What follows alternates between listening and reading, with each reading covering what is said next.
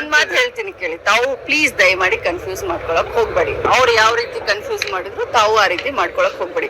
52,000 ಕೋಟಿ ರೂಪಾಯಿಯನ್ನ ಹಾಕಿದೀವಿ.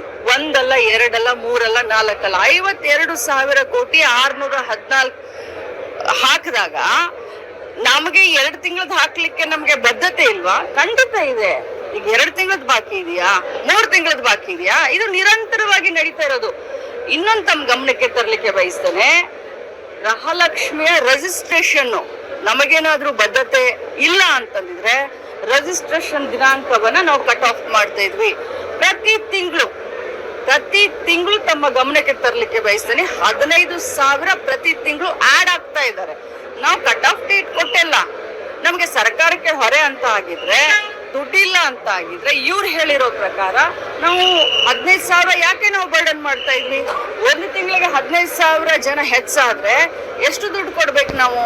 ತಮಗೇನಾದ್ರು 2,000 ರೂಪಾಯಿ ಒಬ್ಬರಿಗೆ ಅಂತಂದ್ರೆ ಎಷ್ಟು ದುಡ್ಡು ಆಯ್ತು? ತಾವು ಅರ್ಥ ಮಾಡ್ಕೊಳ್ಳಿ. ಇದ್ರಲ್ಲಿ ಏನು ಮುಚ್ಚು ಮರೆ ಏನು ಇಲ್ಲ. ಆರೋಪ ಅಲ್ಲ ರೀ, ಅವರು ಗೃಹಲಕ್ಷ್ಮಿಯನ್ನ ವಿರೋಧ ಮಾಡಿದಂತವ್ರು, ಅವ್ರಿಗೆ ಬದ್ಧತೆ ಇಲ್ಲ.